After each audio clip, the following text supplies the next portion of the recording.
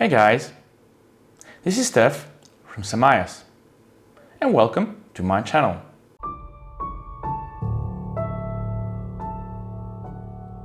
Today I'm going to dig in deep into the lifecycle manager of a 13th generation Dell servers. For this I'll be using a Dell R630, but they're more or less the same for all other servers of the same generation. So let's dig in deep. Let's have a look at the roles of the Lifecycle Controller. The first role is System Deployment and Configuration. In here you can configure BIOS settings, RAID settings, network settings and iDRAC settings. Those can also be achieved by going to the F2 function. The second role of the Lifecycle Manager is to update firmware and drivers. By using this tool you can easily find the latest versions and find the right version. The third function is OS deployment. In here you can make it easier to deploy your OS on your system. And latest function is system maintenance. In here you can have hardware diagnostics. Now let's have a look in detail.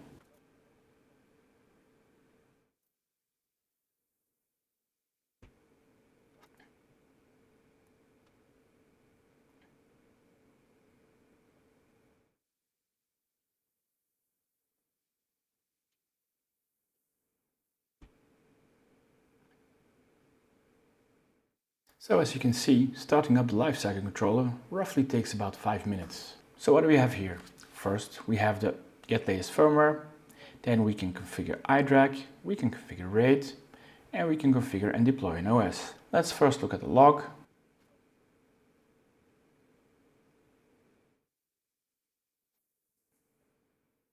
Clicking on the view log, as you can see, is an operation that takes quite some time just to retrieve all the previous actions.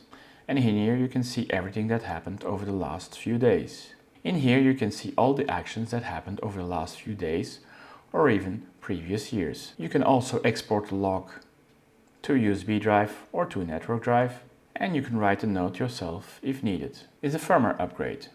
Here I have three options: launch a firmware upgrade, roll back a firmware upgrade, and view the versions. Let's first look at the versions. Here I can see for each of the devices that the system has identified what is the latest version and the date associated with it. So as you can see, most of them have a date of 2024 and are pretty up to date. Let's go back. If I click launch firmware update, here I have choices. I can either use an FTP server. In the past, Dell used to have an FTP server where you could download drivers, but apparently that's been obsolete. The second option is to use a local CD or DVD or USB drive, where you can just pre-download them and put them available. The third option is to use a network share, a CIF, NFS, or HTTP and HTTPS server. Let's try this. Let's try the HTTPS, which is by default downloads.dell. I'll click on next and let's see.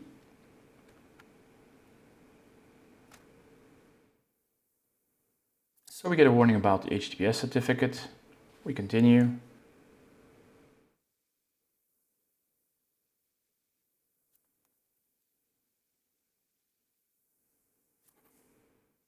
I switched back from UEFI to BIOS mode. Let's try now. Some sources on internet says that fixes the problem.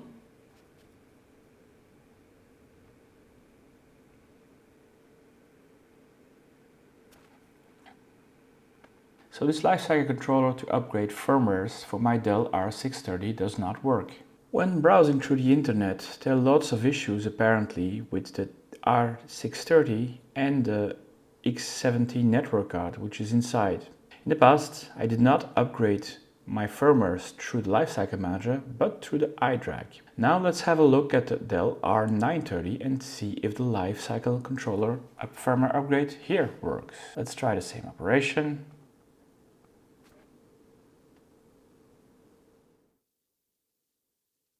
We have the same HTTPS error.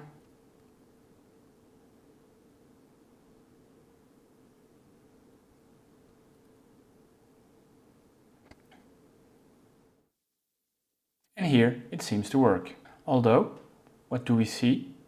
We have all the components which has been identified, the current version and the available version.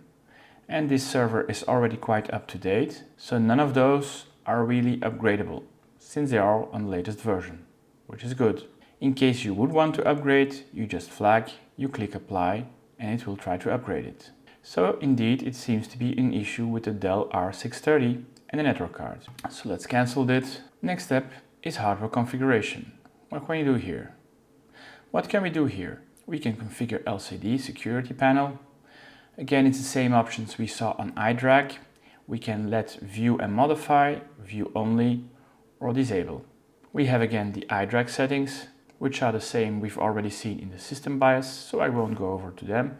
If you want to see them, go back, see the other video. Then we have system and time configuration. So I have inserted a V-Flash SD card, and here I can enable or disable the flash drive, and I can even reinitialize if I choose to. Now I've inserted it with some ISOs, so I won't initialize it at this time. I do have a RAID configuration, but since in here it's an HBA330 and not a real perk, this option will return an error, as you can see. If we switch back to the 930, here we do have a RAID, we have a perk, and here we can see we have a perk 730p with a RAID 5 of 16 terabyte, which is online. Next, I can see my encryption key, and I can break a mirror if I want. The next step in hardware configuration is the hardware inventory. I can view what is in my system. That will take some time. And here I can see each of my backend components. Backplane with all the details it could recover. For instance, memory DIMM. For instance, it's a 16 GB memory DIMM at a speed of 2133 and running at a speed of 2133. I could export it if I want to a USB stick or network share. And then we have factory shipped inventory. This shows the initial configuration when the system was shipped, before anything has been added or removed. And again, we can export that configuration if we choose to. And the last feature, repurpose or retire, is quite handy if we want to resell this computer. We go in here and we can choose what we want to uninstall or clear. So we can clear or reset the BIOS. We can reset the iDRAC. We can remove all logs from the Lifecycle Controller, etc, etc. We can initialize a V-Flash card if it's present. We can wipe the perk, etc. I won't execute this here. Next, we have an option for OS deployment. Let's click on that. Now we can choose whether or not we want to have the BIOS mode in UEFI or BIOS, whether or not we have secure mode or not, which operating system we would like to install, Windows Server 16, Windows Server 19. Since this is an old system, of course the newest are not included. I choose any other operating system. And here I can choose a manual install or an unattended install, should there be an unattended script file. I choose a manual. I choose where from I will install, or where through I will install. So I will install from my back USB, and when I reboot, it will execute it. In my situation currently, my back USB does not have an image installed, so I won't continue either, because otherwise it simply won't boot. But you understand what we can do with this. Next, let's have a look at the platform restore. So in here, we can back up our server profile. So in here, we can back up a server profile to a V-Flash card.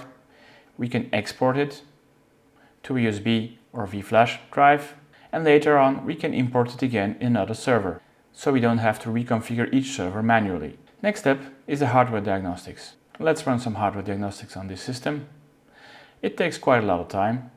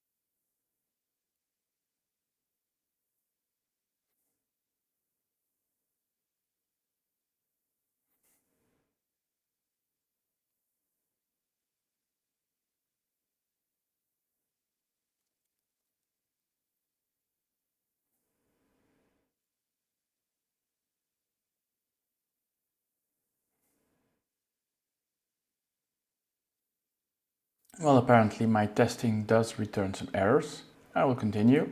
And what are the errors? Well, apparently I have an issue on my second PSU. Let's continue. The next setting, here we can change keyboard and language, should that be an issue. And we can assign which network card we use to connect to the internet. And the final setting, the advanced hardware configuration, again returns to the normal BIOS, which we've already seen in a previous video. So I will go into it. This concludes the review of the Lifecycle Controller. This concludes the in-depth review of the Dell 13th Gen series Lifecycle Controller. I've based this video mainly on the Dell R630, but there are also some Dell R930 images as well. The other Dell R730 are quite comparable, with some minor details that change about processor, memory and ROM. I'll also be doing a review about the iDrag Gen 8. If you like this content, give it a thumbs up. Don't forget to subscribe to this channel and press the bell sign. Or leave a comment down below.